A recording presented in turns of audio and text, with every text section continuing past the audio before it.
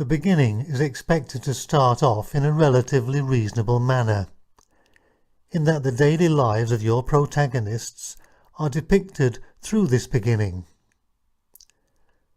You help to establish where your characters currently are and assist the reader in understanding what kind of settings, norms and social structures that they are part of. Through the course of your narrative at the beginning, you establish an idea of what routine means in the story that you're telling. This is important because, over the course of time, you will be breaking this routine to drive the story forward and make it interesting. At the point between the beginning and the middle is where the conflict itself is introduced. It's usually an event or an incident that happens to the protagonist or someone around them that creates within these characters a call to action. This can be a question, a realization, a journey towards self-discovery, or a rescue mission.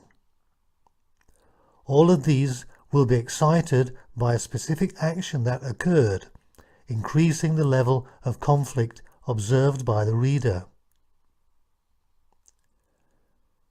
Throughout the middle, the nature of this conflict rises in importance. And so, the focus of the middle is the development of the storyline about the conflict situation that you have established. The middle also gives you an opportunity to describe and detail several critical moments of the crisis, all of which serve to highlight the story going forward and prompt the protagonist towards further forms of action. This crisis-based description reaches its peak when you reach what is referred to as the climax, the isolated event that changes everything around completely.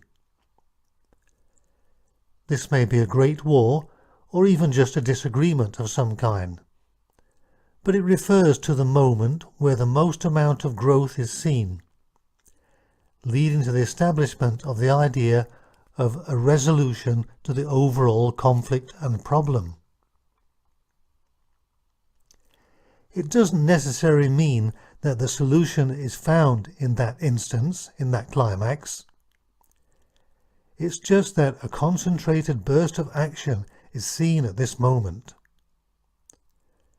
This critical moment pivots the story around and is often observed as being the moment your character is fulfilled or fully understood.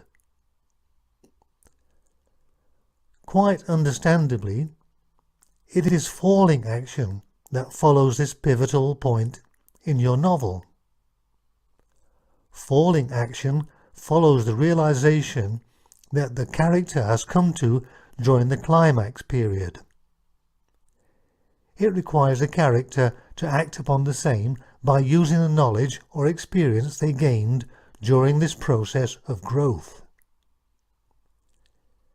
Given the nature of your story, it is during this part, the end, where the resolution to the conflict or the crisis is achieved. It is here that the answers to the questions or the epic journeys are received. The concept of closure, however temporary or permanent, is realized at this stage as well. This allows for the creation of a situation where life goes back to the way it was from the beginning, along with the transformative journey your character experienced along the way. Remember to modify this structure depending on the kind of story that you've chosen to tell. And more importantly, do not divide your novel into very obvious chunks associated with beginning, middle, and end. While you should use this format as a means to make your writing process manageable, your job is to present your story in a manner that is more compelling, more compelling than obvious. We don't want the readers to notice these obvious patterns in your writing. Instead, engage with them at a deep level where they have an interest in the character and his transformative journey towards success.